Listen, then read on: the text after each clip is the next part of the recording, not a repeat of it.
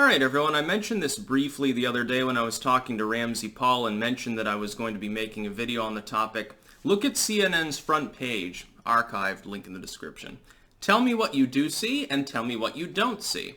You see, I believe, 4 or 5 different examples of stories current on CNN as of yesterday when it was current, the archive, talking about protests, Minneapolis, Atlanta, and so forth. Do you see a single mention of the word riots? No. Clearly, when you're talking about riots as opposed to protests at this point, that doesn't make sense. Why do you think that they would leave out the word riot? I'll tell you why, because Orange Man bad. See, Orange Man is supposedly a bigot, and Democrats good, Republicans bad, in the current political situation, according to the corporate media. The for-profit, multi-million-dollar corporations owned by multi-billion-dollar multinationals with lots of foreign shareholders, I will remind you. And therefore, they're not allowed to report properly on what's going on. I have seen not a single mention of the word riots by any of the Lamestream Legacymedia networks. Now, after 3 days of nonstop looting, shooting, and burning, at what point does that stop being a protest? And by the way, what does it have to do with George Floyd? He's fallen almost out of the news. Right now, the initial ire was over George Floyd being killed. Of course, you can't bring him back to life by burning McDonald's. Then the ire was over the fact that the cop involved wasn't charged. Well, he's been charged right now. He's in a cell, paying $500,000 bail or something. It's funny because apparently some of Joe Biden's staffers are contributing to a group that's literally bailing out Antifa. They're an anti-bail group, and I do actually sympathize with that, but I would note that the cop involved certainly has a higher bail than somebody who threw a rock through a window. Just pointing that out, let's be even-handed here. I oppose bail too because it's essentially a form of soft extortion by the state, and it kind of violates the Constitution already, which excessive bail and fines are already disallowed. I would say that $500,000 is certainly excessive regardless of the charge, even if it's capital murder or something like that. Anyway, what I would say is I look at the news coverage of that, and that almost eclipses the actual story. Dude, the other day, the rioters beat up a dude who was trying to defend his business with a sword, and another dude was defending his vehicle, and he used a bow, actually, and they mobbed him and beat him to the ground. He remained conscious. He looked like Santa Claus, but I'm assuming he's probably a veteran or something, because he looked like he used to be a very tough dude. He was also about a foot taller than most of the other people in the crowd, which was funny. You got a lot of weakling soy boys there. They're a bunch of dweebs, and the only way that they can get their frustration out is to mob. Because, like, one-on-one, they couldn't, beat you or me up. But, if you get 10 people against you, it doesn't matter if you're strong. Generally speaking, in that situation, you're going to lose unless you're armed. Which is why everyone, by the way, should endorse the Second Amendment.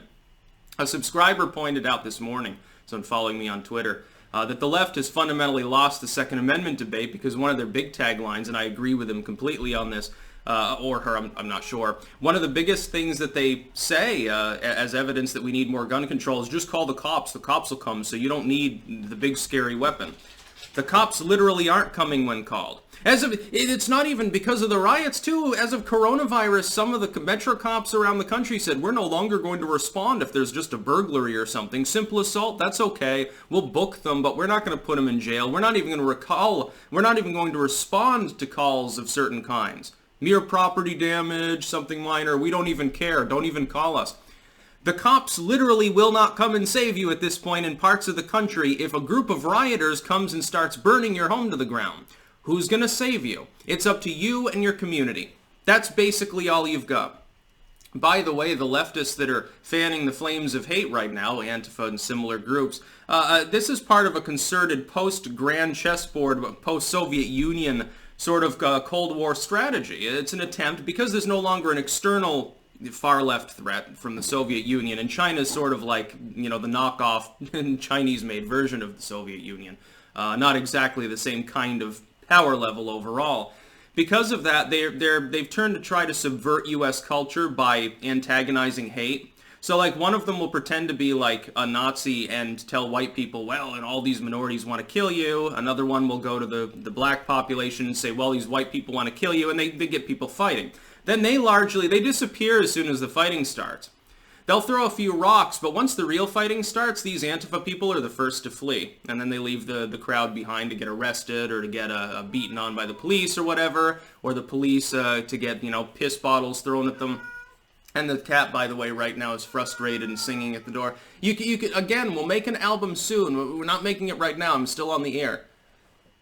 Yeah, you could do 1 Timothy 2:12. So, anyway, we got to talk about the riots a little bit more, though, here, pending the cat getting involved.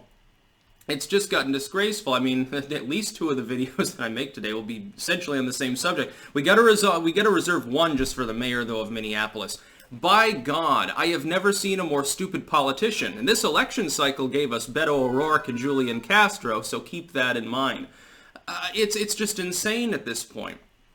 Anyway, the Legacymedia is not even using the term riots, but protest is people are standing there holding signs. Maybe they're getting hot under the collar. If they're yelling or something like that, saying slogans that sound hateful, that's perfectly fine. That's protected under the First Amendment. When you get a bunch of property damage, though, and people running through the street not even addressing an issue that is to be protested, the initial protests were about George Floyd and police brutality. That has been completely, utterly lost. Not one of these people in these rioting mob-like hordes is actually addressing that issue. They don't care. Some of these people at this point may not even know who George Floyd is. They don't even know why they're out there other than they get free shit because they smashed out the store window. They went in, they looted Target, set it on fire because the police aren't responding. And people in the community, by the way, as a cap to this, a lot of times people don't do anything in these situations, not because they'll get in trouble for defending themselves, but because they've been convinced by years of propaganda that they'll get in trouble. They've been blackpilled. They've been convinced that somehow the Minnesota duty to retreat law kicks into effect if you've been surrounded by a violent mob. If you cannot retreat reasonably, you are protected under existing law in all 50 states. You cannot be prosecuted for reasonably defending yourself, your family, and your property. That's just the way that it is. And by the way, I don't believe duty to retreat actually matters on your own property in the state of Minnesota. So suburbanites that are being under threat right now, keep that in mind. Now, also keep in mind the rioters are never attacking the upper class neighborhoods. Oh, no. With their private security guards where the politicians live, those aren't the neighborhoods being targeted. No, it's an inner city working class neighborhood. Maybe the middle class suburbs if they get really rowdy. Never the upper classers with their golf. They never trash a golf course. You'd think that if they wanted to loot and get rich, they'd go after the rich people's and the rich people's things. They'd be stealing the dude's $200,000 sports car. They wouldn't be torching some random cop car in the street. Interesting. Interesting how that happens. Maybe it's because they're afraid, because they know that those wealthier individuals legally and physically can fight back more ably. They have the security fences and a couple of Marmaduke dogs maybe, and the protesters don't want to have to deal with that. Yeah, everyone, by the way, at this point, every American should definitely endorse the Second Amendment and defend yourself. Arm up. Make sure that you follow the law, but you should be armed. At this point, you should be armed, because it's clear the state's not going to defend you. It's clear. The police literally won't even come if you call them. Your house could be on fire. The firemen will be withdrawn. That's why you should also own fire extinguishers, and kind of a common sense sort of thing. Yeah, people should be prepared to defend themselves and to defend liberty against tyrant mobs of looting hordes of hooligans, which is essentially what these people are. They're a disorganized mob. They're not protesters. They're not addressing police brutality at this point. Police brutality, one dude dies, so now you've killed a bunch of people and maimed a bunch of others and burned how many businesses to the ground just in Minneapolis at this point? I'd love to get an update from someone. You can DM me on Twitter. Can you confirm how many business fronts and homes and so forth have actually gone up in smoke? Not just there, but maybe also in Atlanta and places like that. I know that in Dallas you've got violence spreading too. At this point, what the hell does the Minneapolis police force killing a dude, what does that have to do with Atlanta or Louisville? It's half a world away. You know, if you've traveled a little bit, you get maybe a broader scope of how large the North American continent is. There's a big difference between, the frozen hellscape Minnesota, land of 1,000 frozen lakes, and southern Texas. It's not the same thing, believe it or not. That's about all. Peace out.